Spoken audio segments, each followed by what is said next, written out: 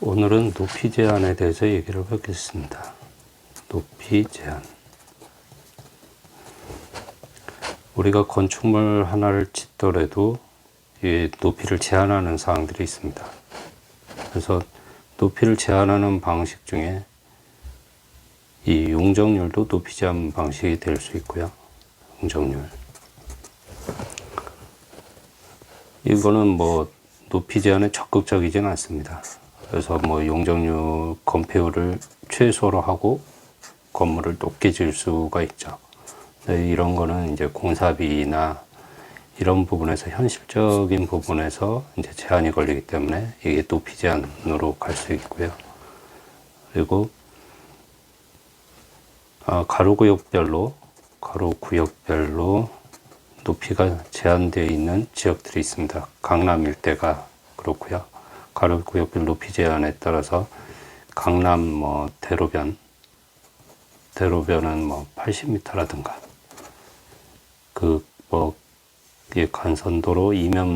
간선도로 이면부는 뭐 40m라든가 뭐 20m라든가 이렇게 높이 제한을 걸어놓은 지역이 있습니다. 요거는 서울시 홈페이지 가면 이제 분야별 자료에서 주택 건축 이런 분야가 있고요. 거기에서 가로구역별 높이 제한에 대한 자료를 다운받을 수 있습니다. 그리고 일조권이라는 게 중요합니다. 일조권은 해를 받을 수 있는 권리죠. 해가 있는 부분에서 해가 남쪽에 있겠죠. 동쪽에서 남쪽으로 하니까 남쪽에 있다고 보고 건축물을 북쪽이죠. 북쪽입니다. 남쪽이고 대지가 있다 그러면 여기 인접대지가 있을 거고 여기 인접대지입니다. 인접대지 경계선. 그러면 어떤 건물이 있을 거고 거기에서 이 건물에 내가 일조권을 주기 위해서 북쪽에서 얼마만큼 떨어뜨려서 건물을 짓게 됩니다. 이런 식이 되죠. 그래서 이렇게 해가지고 2분의 1 이게 L이라고 그러면 높이는 H 그러면 이렇게 더 써야겠죠. 이렇게 자 1 떨어뜨리는 데 대해서 2를 높이를 지을 수 있게 해주는 겁니다. 그래서 2분의 H만큼 떨어뜨리게 되어 있습니다. 그래서 일조권을 이렇게 우리는 북쪽에서 일조권을 위해서 떨어뜨려주는 이격을 하게 되어 있고요. 그래서 이게 이런 부분이 있고 그리고 이제 공동주택이다 그러면 일조권 외에 뭐 가로구역별은 뭐 있을 수 있고요. 일조권 외에 채광 방향이라는 게 있습니다. 채광 방향 높이 제한. 그래서 공동주택이 이렇게 평면이 있다고 보면 이게 여기가 거실이 있습니다. 거실. 여기가 방이고 거실 뭐 여기도 방이 있을 수 있고요. 그러면 이 채광 방향에 따라서 여기가 인접대지면 인접대지에서 2분의 1 H만큼을 떼야 됩니다. 그리고 이쪽 반대 방향도 만약에 여기가 도로라 그러면 도로가 뭐 8m 도로다 그러면 도로 중심에서 이 높이가 2분의 1 H가 떨어져야 됩니다. 높이의 2분의 1만큼 거리를 떨어뜨려야 된다는 것은 거리의 2배만큼 높이를 지을 수 있다가 되는 거죠. 그래서 뭐 이게 5m를 띄었다 그러면 건축물 높이는 10m까지 지을 수 있고요. 이 10m는 이것도 중요한데 건축물 높이 규정에 따른 10m고, 그리고 여기에 만약에 계단이나 이런 것들이 있다 그러면 요거는 채광 방향에서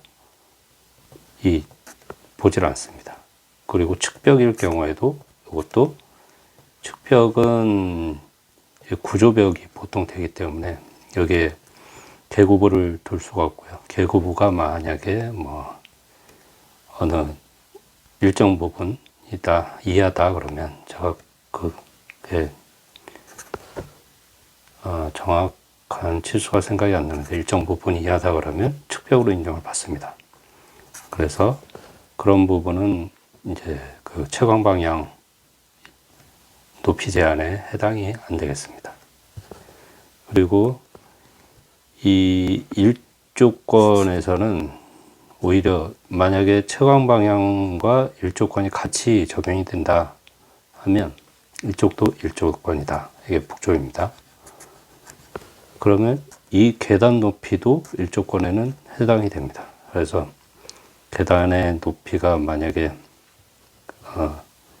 이런 경우를 보실 수가 있을 겁니다. 이렇게 튀어나왔는데 이게 이렇게 돼 있다. 이렇게 이게 뭐 아파트고요. 계단이 이렇게 튀어나와 있다가 이렇게 꺾인 이런 것들은 일조권과 채광 방향이 뭐 같이 걸리는 경우일 겁니다. 뭐 이렇게 되겠네요. 그래서 뭐 이게 이 건물도 뭐 이렇게 될 수도 있고 이런 식의 구성이 될 수 있겠습니다. 그래서 이제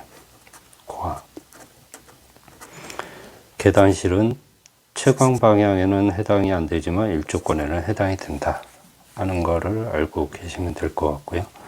그리고 이제 항공고도, 비행고도 제한이라는 게 있습니다. 이거는 이 코아도 해당이 됩니다. 그래서 전체 비행기는 건축물의 높이만 해당이 되는 게 아니라 건축물 전체 높이, 엘리베이터가 있으면 엘리베이터 끝까지, 뭐 피레침이 있으면 피레침 끝까지가 이제 항공고도 제한에 걸립니다. 그래서 이거는 뭐 비행고도, 제가 이제 용어가 자꾸 헷갈리는데 어쨌든 항공고도 제한이 있다 그러면 뭐 1구역에서 뭐 6구역까지 이렇게 나눠서 1구역은 이제 규제가 심한 거고 6구역은 좀 낮은 거고, 그래서 이 위례 같은 경우에도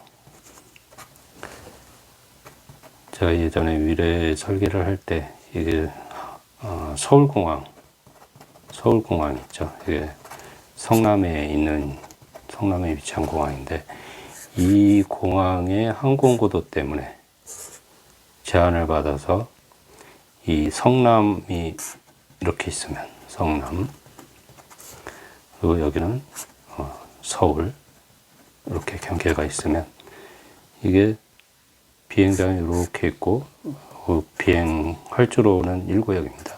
그래서 이렇게 높이 제한이 이렇게 올라갑니다.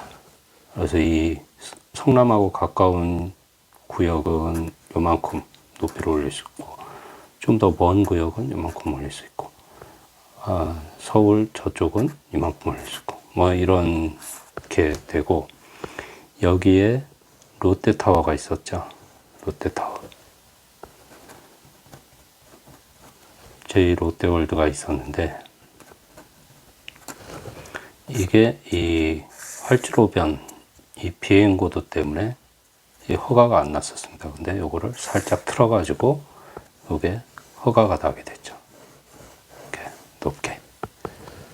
그래서 이 항공고도 제한 사항이 있고요. 그리고 이제 산이 있다 그러면 이게 경관에 대한 높이 제한이 있습니다.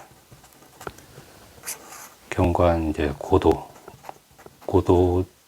제한 지구라는 게 있고, 여기는 고도를 이 한남동이나 이런 데는 이 고도 제한을 20m로 지정을 해놓고 한 구역들이 있습니다. 그래서 이게 예전에는 굉장히 이런 제한들, 이 경관에 대한 제한이 별로 없었는데, 예전에 한남 외인 아파트라고 있습니다. 한남 외인 아파트. 외국인이 거주하던 아파트였는데 이거를 철거를 했죠. 이게 굉장히 이슈가 된 사항인데, 이걸 철거를 했다는 거는 이 경관을 우리가 국민들한테 돌려주겠다 하는 의도로 이 철거를 했었고요. 그러다 보니까 이 전체 요 산이 보이는 지역, 한남동은 이렇게 산이 있죠. 그래서 이런 부분은 높이를 못 올릴 수 있게 고도 제한을 걸어놨기 때문에, 예전에 이 고도 제한이 없을 때 높이 지어놨던 건물들도 이제 다시 지으려고 하니까 요 고도 제한 때문에 사업성이 없어서 리모델링으로 추진을 하거나 이런 경우들이 있습니다. 그래서 높이 제한은 할 얘기가 좀 많으니까 다음에 또 하겠습니다.